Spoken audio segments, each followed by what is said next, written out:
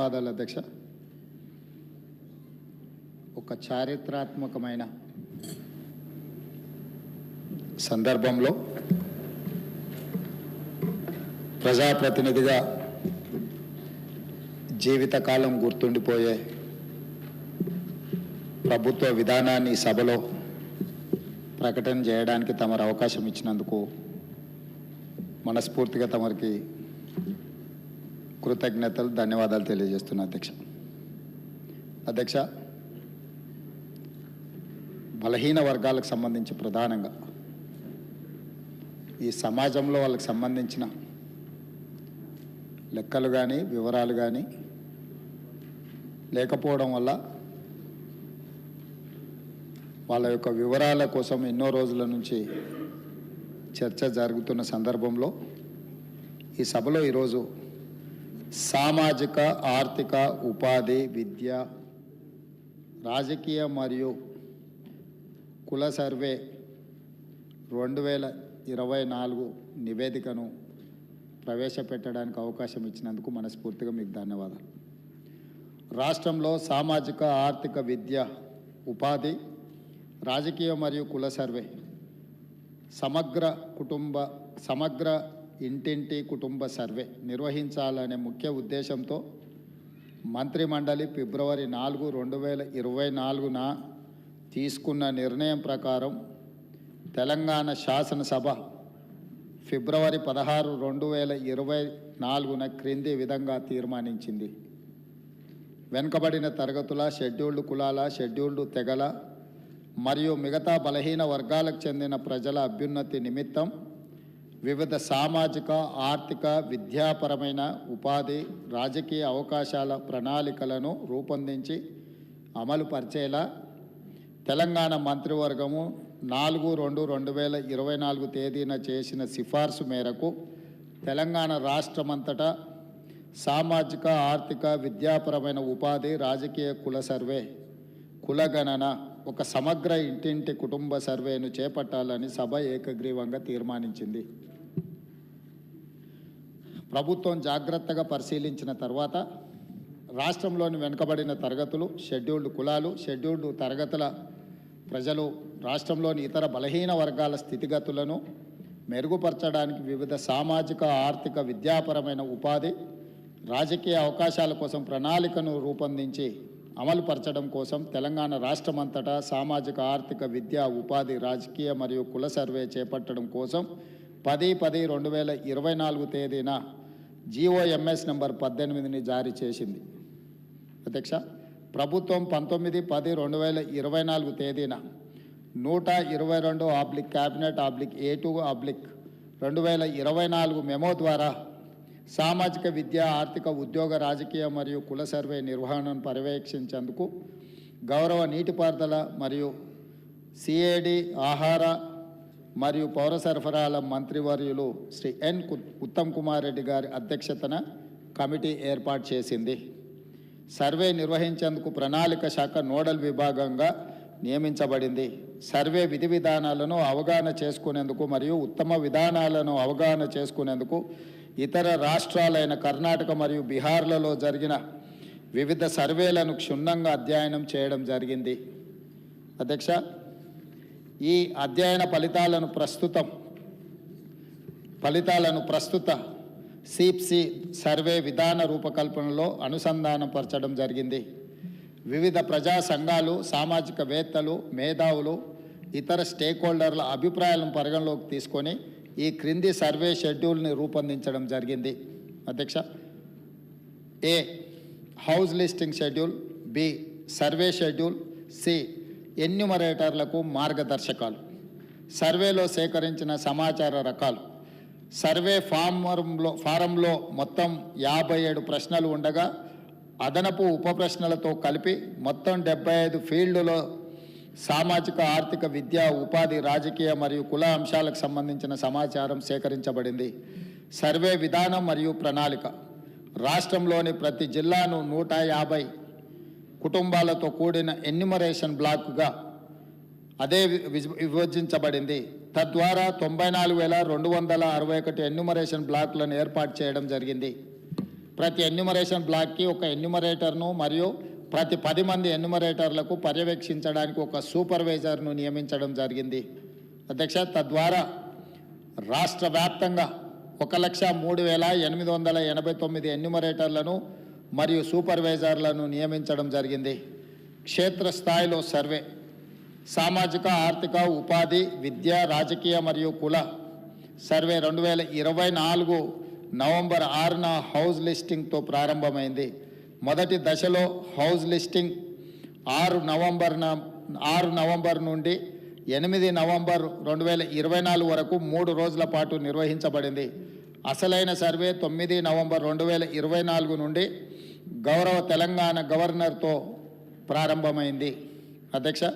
రాష్ట్రంలో సర్వే 6/11/2024 ప్రారంభమై 25/12/2024 పూర్తయింది. 50 రోజులు సర్వే ముగిసే సమయానికి మొత్తం సర్వే చేసిన కుటుంబాల సంఖ్య గ్రామీణ ప్రాంతాలలో 66,99,602 మరియు నగర ప్రాంతంలో 45,15,532 కాగా మొత్తం సర్వే చేసిన కుటుంబాల సంఖ్య 1,12,15,134. హౌస్ లిస్టింగ్ చేసిన మొత్తం 1,15,71,457 కుటుంబాలకు గాను 1,12,15,134గా ఉంది. ఇది సర్వే కవరేజ్ను 96.9% సూచిస్తుంది. ఇతర కారణాల వల్ల సర్వే చేయని కుటుంబాల మొత్తం సంఖ్య 3,56,229. ఎక్కువగా సర్వే చేయని కుటుంబాలు జిహెచ్ఎంసి మరియు ఇతర నగర ప్రాంతాలలో ఉన్నాయి. అదేవిధంగా అధ్యక్ష, రాష్ట్రంలో డేటా ఎంట్రీ 20/11/2024 ప్రారంభమై 25/12/2024 పూర్తి అయింది. డేటా ఎంట్రీ పూర్తి చేయడానికి మొత్తం 36 రోజుల సమయం పట్టింది. 2024 ఫిబ్రవరి 4న మంత్రిమండలి తీసుకున్న నిర్ణయానికి అనుకూలంగా సర్వే అన్ని అంశాల్లో 1 సంవత్సరం లోపు విజయవంతంగా పూర్తి చేయబడింది అధ్యక్ష. ఫిబ్రవరి 4, 2024 నాడు నిర్ణయం చేసి ఫిబ్రవరి 4, 2025 ఈనాటికి సరిగ్గా సంవత్సరం పూర్తి చేసుకుంటున్న సందర్భంగా ఈ నిర్ణయము నివేదికగా మారి ఈ సభ ముందుకు ఒక ప్రభుత్వ అధికారిక డాక్యుమెంట్గా ఈరోజు సభలో ప్రవేశపెట్టినాం అధ్యక్ష. అదేవిధంగా ఈ క్రింది సర్వే డేటా మరియు ఫలితాలను పూర్తిగా తెలంగాణ నివాసితులు ఎన్యూమరేటర్లుగా స్వచ్ఛందంగా చెప్పిన సమాచారంపై ఆధారపడ్డాయి. ఈ సర్వేలో నమోదైన కుటుంబాల ఆధారంగా రాష్ట్రంలో 3,54,77,554 మందిని సర్వే చేయడం జరిగింది. ఈ మొత్తం సామాజిక వర్గాల వారిగా సంఖ్య ఈ క్రింది విధంగా ఉంది అధ్యక్ష. ఎస్సీలో 61,84,319 మంది ఉండగా ఇది మొత్తంలో 17.43% ఉంది. ఎస్టీలో 37,05,929 మంది ఉండగా ఇది మొత్తంలో 10.45% ఉంది అధ్యక్ష. బీసీ ముస్లిం మైనారిటీ మినహా 1,64,09,179 ఉండగా ఇది మొత్తంలో 46.25% ఉంది అధ్యక్ష. ముస్లిం మైనారిటీలో బీసీలు 35,76,588 ఉండగా ఇది మొత్తంలో 10.08% ఉంది అధ్యక్ష. ముస్లిం మైనారిటీలో ఉన్న బీసీలను కలుపుకుంటే మన రాష్ట్రంలో మొత్తం బీసీలు 56.33% ఉంది అధ్యక్ష. రాష్ట్రంలో ఈరోజు ప్రభుత్వం అమలు చేస్తున్న బీసీ రిజర్వేషన్లు ABCDE ఈ అన్ని గ్రూపులలో 56.33% ఈరోజు బీసీ జనాభా ఉన్నదని చెప్పి నివేదిక మనకు తెలుపుతున్నది అధ్యక్ష. ముస్లిం మైనారిటీలో ఓసీలు 8,80,424 ఉండగా ఇది మొత్తంలో 2.48% ఉంది. ముస్లిం మైనారిటీలో మొత్తం 44,57,012 మంది ఉండగా ఈ మొత్తంలో 12.56% మైనారిటీ జనాభా ఉంది అధ్యక్ష. ఓసీలు 47,21,115, ముస్లిం మైనారిటీలు మినహా ఉండగా ఇది మొత్తంలో 13.31% ఉంది అధ్యక్ష. ఓసీలో ఉన్న ముస్లిం మైనారిటీలను కలుపుకుంటే మొత్తం ఓసీలు 56,01,539 మంది ఉండగా ఇది మొత్తంలో 15.79% ఉంది అధ్యక్ష. ఈ సర్వే ద్వారా సేకరించిన డేటాను షెడ్యూల్డ్ కులాలు, షెడ్యూల్డ్ తెగలు, వెనుకబడిన తరగతులు మరియు రాష్ట్రంలో ఇతర బలహీన వర్గాల సంక్షేమానికి విధానాలను రూపకల్పన చేయడానికి ప్రభుత్వం ఉపయోగిస్తుంది. ఈ చర్య సమానత వృద్ధి పట్ల ప్రభుత్వ నిబద్ధతను మరియు తెలంగాణ ప్రజల భిన్న అవసరాలను తీర్చే పద్ధతిని ప్రతిబింబిస్తుంది. ఇది డేటా ఆధారిత సమగ్రత మరియు పారదర్శకత ప్రాతిపదిక నడిచే పాలనకు నూతన దశ ప్రారంభాన్ని సూచిస్తుంది. అధ్యక్ష తమరికి తెలుసు అధ్యక్ష, ఈ దేశంలో బలహీన వర్గాలు, అది హిందువులకు సంబంధించిన బలహీన వర్గాలు కావచ్చు, ముస్లిం మైనారిటీలలో ఉన్న బలహీన వర్గాలు కావచ్చు, మొదటి నుంచి కాంగ్రెస్ పార్టీ, తెలంగాణ ప్రభుత్వం 50% పైగా జనాభా ఉన్నారని మనం వివిధ సందర్భాలలో చర్చించుకున్నాం, వివిధ సందర్భాలలో మాట్లాడుకుంటున్నాం. కానీ ఈ లెక్కలకు సహేతుకత కానీ, ఒక పారదర్శకమైన ప్రభుత్వ పాలసీ డాక్యుమెంట్ కానీ, లేకపోతే ప్రభుత్వం ఒక క్రమ పద్ధతిలో సేకరించిన సమాచారం కానీ లేకపోవడం వల్ల ఎవరికి వాళ్ళు ఏదో ఒక నెంబర్తో ఏదో ఒక చర్చల ద్వారా చర్చించుకున్నప్పుడు స్థానిక సంస్థల రిజర్వేషన్ల విషయంలో కావచ్చు, విద్యా ఉద్యోగ రిజర్వేషన్లు కావచ్చు, అమలు చేయాలన్నప్పుడల్లా కూడా న్యాయస్థానాలలో మనకు కొంత ఇబ్బందికరమైన పరిస్థితులు ఉన్నాయి అధ్యక్ష. ఈ బలహీన వర్గాల జనాభా లెక్కలకు సంబంధించి ఒకవేళ మనం ఆలోచన చేసి ఈ సభలో మాట్లాడుకోవాల్సి వస్తే, ఈ దేశాన్ని బ్రిటిషర్స్ పరిపాలించినప్పుడు 1931లో కులగణన జరిగింది తప్ప, ఆ తర్వాత స్వతంత్ర భారతదేశంలో 75 సంవత్సరాలు పూర్తి చేసుకున్న సందర్భంలో ఎన్నిసార్లు జనాభా లెక్కలేసినా 2001 జనాభా లెక్కలు కావచ్చు, 2011 జనాభా లెక్కలు కావచ్చు, లేకపోతే 91 జనాభా లెక్కలు కావచ్చు, లేకపోతే వెనక్కి వెళ్తే 81 జనాభా లెక్కలు కావచ్చు, ఇట్లా ప్రతి 10 సంవత్సరాలకు ఈ దేశంలో లెక్కిస్తున్న జనాభాలో ఎస్సీ ఎస్టీల వివరాలు మాత్రమే పొందపరిచారు తప్ప బలహీన వర్గాలకు సంబంధించిన ఇతర కులాలు ఉపకులాలకు సంబంధించిన వివరాలను ఏ రోజు కూడా పొందుపరచకపోవడం వల్ల 75 సంవత్సరాలు పూర్తి చేసుకున్న ఈ భారత స్వతంత్ర దేశంలో బలహీన వర్గాల యొక్క లెక్కనే లేకపోవడము, బలహీన వర్గాలకు ఒక ఆవేదనగా, ఒక బాధగా మా హక్కులను కాలరాస్తుండ్రు, అసలు మమ్మల్ని మనుషులుగా కూడా మీరు గుర్తించడం లేదు, సమాజంలో జిత్తినే ఆబాది ఉత్తినే ఇస్సదారి అనే ఒక నినాదాన్ని నాయకుడు రాహుల్ గాంధీ గారు తీసుకోవడంతో వారు ఎన్నికల సందర్భంగా భారత్ జోడో యాత్రలో భాగంగా ఈ దేశ ప్రజలకు ఒక మాట ఇచ్చారు.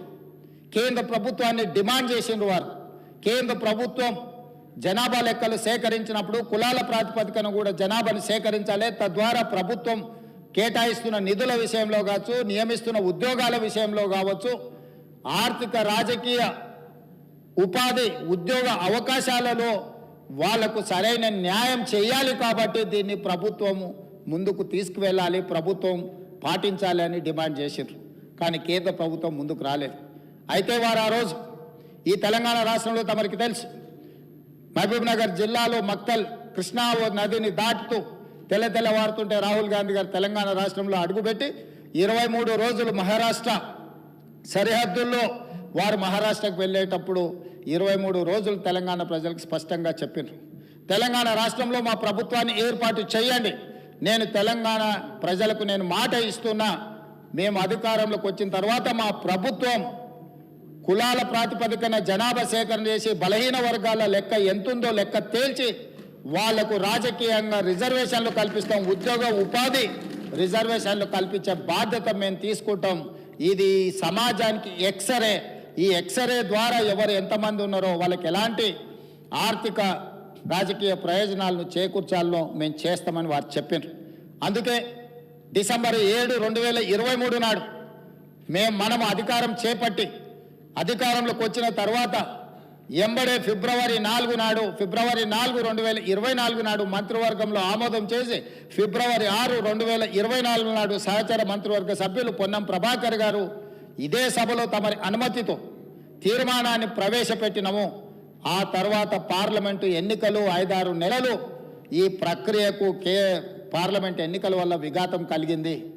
కానీ ఈ ప్రభుత్వం మా నాయకుడు మేము ఇచ్చిన మాట ప్రకారం ఈ సమాజంలో కులగణన జరగాలి, కులగణనలో రాజకీయ, ఆర్థిక, సామాజిక అన్ని వివరాలను పొందుపరచాలన్న ఆలోచనతోటి ఈ కార్యక్రమాన్ని ముందుకు తీసుకెళ్లాలన్న లక్ష్యంతో మంత్రివర్గ ఉపసంఘాన్ని పెద్దలు ఉత్తమ్ కుమార్ రెడ్డి గారి అనుభవాన్ని దృష్టిలో పెట్టుకొని వారిని, దామోదర్ రాజ్ నరసింహ గారిని, పొన్నం ప్రభాకర్ గారిని, దుద్దిల్ల శ్రీధర్ బాబు గారిని, సీతక్క గారిని కమిటీలో పెట్టి ఈ ప్రక్రియను మొత్తం ముందుకు తీసుకువెళ్లే ప్రయత్నం చేసినాం.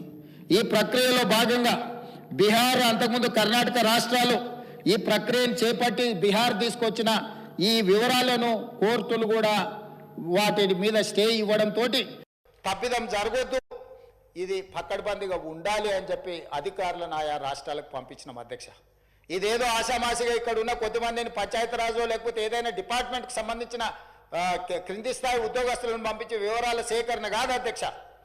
ఈ దేశంలోనే, ఈ దేశానికి ఆదర్శంగా ఉండే ఒక దిక్సూచిగా మారాలని తెలంగాణ రాష్ట్ర ప్రభుత్వం ఇతర రాష్ట్రాలలో ఇట్లాంటి ప్రక్రియ చేపట్టి ఈ ప్రక్రియ న్యాయస్థానాల ముందు నిలవకపోవడం, ఈ ప్రక్రియ వల్ల జరిగిన నష్టాన్ని అంచనా వేయడానికి కూడా ఇతర రాష్ట్రాలకు అధికారులను పంపించి ఆయా రాష్ట్రాలలో జరిగిన పరిణామాలను మనమంతా కూడా ఒక స్టడీ చేసి అధికారుల నుంచి నివేదిక తెప్పించుకొని తద్వారా జనగణన ఏ విధంగా చేసిండ్రు, ఇతర రాష్ట్రాలలో కులగణన ఏ విధంగా నిర్వహించిండ్రు, వీటన్నిటిని పరిగణకు తీసుకొని పదే ముఖ్యమంత్రి స్థాయిలో నేను, ప్లానింగ్ బోర్డు ఉప ముఖ్యమంత్రి గారు ఆర్థిక శాఖ కిందకు వస్తుంది వారు, అదేవిధంగా మా cabinet sub committee chairman Uttam Kumar Reddy గారు వివిధ సందర్భాలలో చీఫ్ సెక్రటరీ గారితో సహా 12 సార్లు సమావేశాలు పెట్టి సమీక్షలు చేసి అధికారులకు సూచనలు చేసి ఒక పక్కడ్బందీ ప్రణాళికతోటి ఏ విధంగా అయితే జనాభాను మనం లెక్కిస్తామో ఆ రకంగా మొట్టమొదట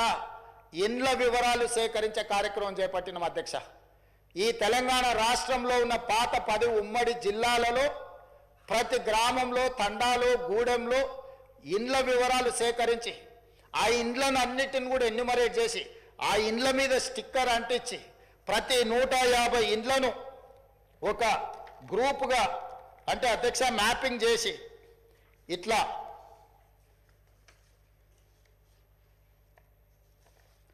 ప్రతి ఇంటిని కూడా ప్రతి ఇంటికి స్టిక్కర్ అంటించి ప్రతి 150 ఇండ్లను ఇట్లా మార్కింగ్ చేసి ఈ రకంగా 150 ఇండ్లను ఒక యూనిట్ కింద, ఒక బ్లాక్ కింద గుర్తించి ప్రతి యూనిట్ని ఈరోజు నేను ఇంతకుముందు చెప్పినట్టు 94,000 పైచిలకు యూనిట్లుగా గుర్తించి వీటి ప్రతి ఏరియాకు ఒక్కొక్క ఎన్యూమరేటర్ని ఇచ్చేసి ఈ 150 ఇండ్లను రోజుకు 8 నుంచి 10 కంటే ఎక్కువ చేయకూడదు. ఎందుకంటే 10 కంటే ఎక్కువ చేస్తే వాళ్ళు తొందరపాటులో హడావిడిగా చేయాలన్న నిర్ణయంతో వాళ్ళు తప్పర్లు జరగడానికి అవకాశం ఉంటుందని చెప్పి వివిధ డిపార్ట్మెంట్లకు సంబంధించిన వాళ్ళు, teachers, agriculture extension officers, anganwadi teachers, IKP, ఏపీఎంలు, bill collectors and assistant bill collectors, ward officers, Indira Kranti పథకం book keepers, chairman, environment engineers, Panchayati Raj secretary, junior assistant, record assistant, typist, work inspector, ఇట్లా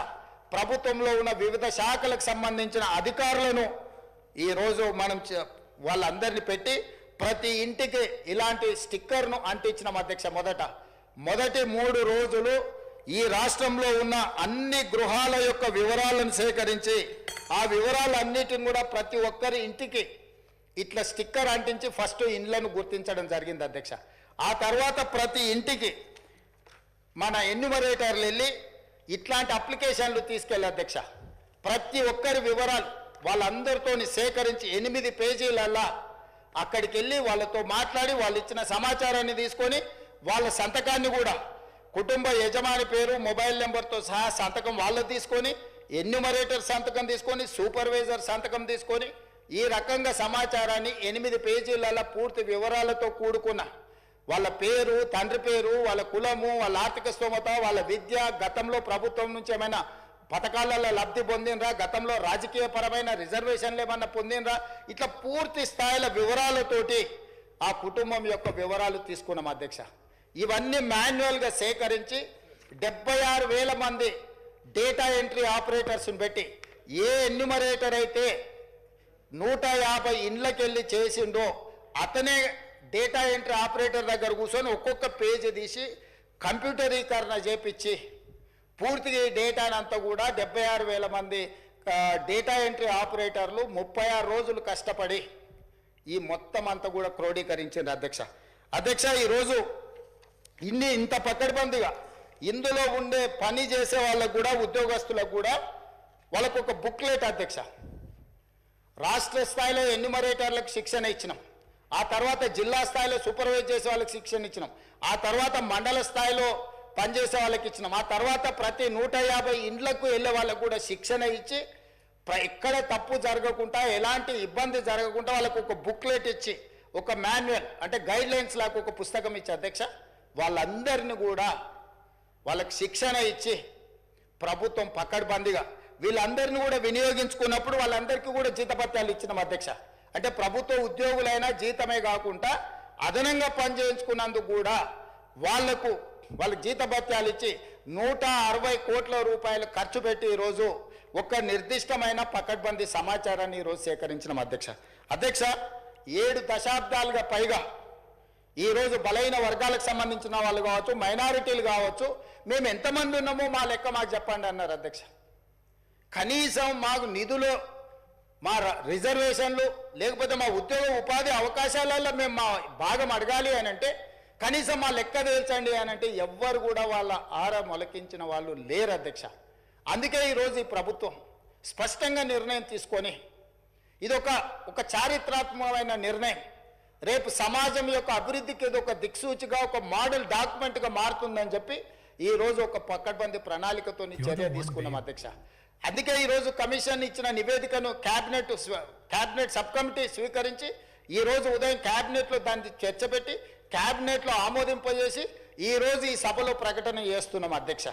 ఎందుకంటే దీనికి పూర్తి స్థాయిలో చట్టబద్ధత కల్పించాలి. రేపటి నుండి ఈ నివేదిక రాష్ట్ర ప్రభుత్వం అమలు చేయబోయే సంక్షేమ పథకాలకు, అదేవిధంగా అభివృద్ధి కార్యక్రమాలకు, ఉద్యోగ ఉపాధి అవకాశాలకు, రాజకీయ వాళ్ళ అవకాశాల కోసం ఈరోజు ఈ నివేదిక పనిచేయాలన్నది ప్రభుత్వం యొక్క లక్ష్యం అధ్యక్ష.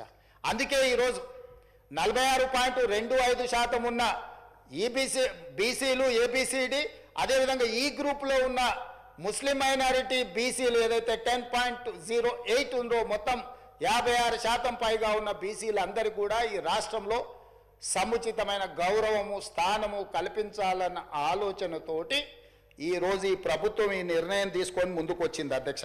కాబట్టి సభలో సభ్యులందరినీ ప్రభుత్వం ఒక మంచి కార్యక్రమాన్ని తీసుకొచ్చి ప్రజలకు అందుబాటులో పెట్టినందుకు ఈరోజు అందరూ సభలో ఉన్న వాళ్ళందరూ కూడా ఈ ప్రభుత్వాన్ని రాజకీయాలకు అతీతంగా అభినందించాల్సిన అవసరం ఉన్నది. మంత్రివర్గ ఉపసంఘాన్ని, అదేవిధంగా అధికారులు, అదేవిధంగా సూపర్వైజ్ చేసిన వాళ్ళు, ఎన్యూమరేటర్లుగా పనిచేసిన వాళ్ళు రాత్రి మగళ్ళు కష్టపడి ఇది ఒక దిగ్విజయమైన కార్యక్రమంగా, దేశానికే ఆదర్శంగా నిలబడే ఒక కార్యక్రమాన్ని, ఒక బాధ్యతను నెరవేర్చింది. కాబట్టి ఈ తమరి ద్వారా సభలో ఉన్న సభ్యులందరినీ